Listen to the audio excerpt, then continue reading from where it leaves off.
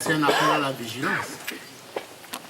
Parce que, vous savez, moi je me rappelle bien qu'en d'autres époques, on avait brandi une procédure judiciaire contre des responsables politiques parce qu'ils ne payaient pas les impôts attendus pour vouloir les disqualifier.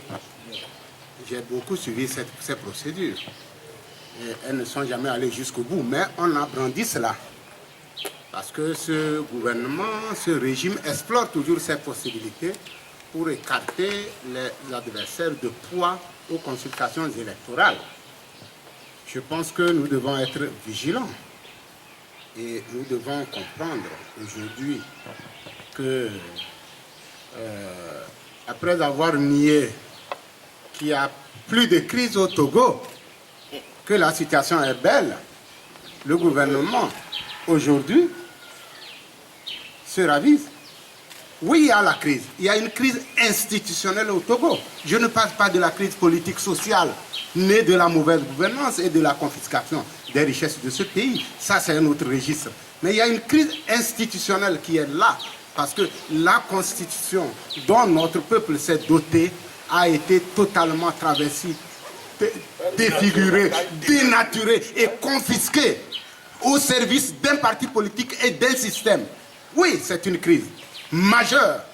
Cela a mis notre pays dans la sous-région et dans la région africaine dans une situation de régression démocratique. C'est pour cela que nous avons insisté qu'en abordant ces questions, toutes les dispositions soient prises, une médiation soit mise en place pour que l'on puisse aborder ces questions. Et je vous rappelle, vous êtes des journalistes, vous savez qu'une constitution, c'est un équilibre.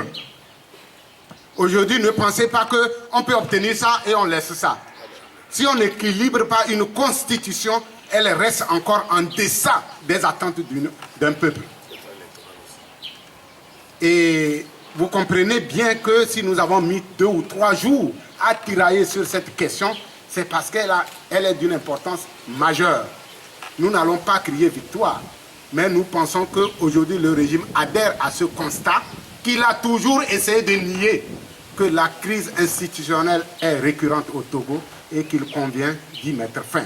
C'était même le souhait que nous avons exprimé ensemble en 2006 lorsque nous signions l'accord politique global. Nous tous ici, nous en étions acteurs. La question a été toujours reportée, mais aujourd'hui, nous sommes en phase de mener, s'il plaît à Dieu, le dernier dialogue. En tout cas, nous le souhaitons véritablement. Il faut que notre pays rompe avec ces dialogues interminables. Alors, donc, dans ces conditions, nous serons très vigilants, mais nous vous appelons à la vigilance. Nous n'allons pas discuter s'il y a une sorte de d'épée de Damoclès sur la tête des dirigeants de l'opposition dans cette affaire que vous connaissez bien, fabriquée de toutes pièces. Nous ne voulons pas ces négociations, mais nous irons jusqu'au bout pour que notre pays soit doté d'une constitution qui assure sa pérennité sur le plan démocratique. Et nous veillerons, vous serez là aussi, pour que les dirigeants de l'opposition aient accès dans ce pays à une justice, s'il doit y avoir justice.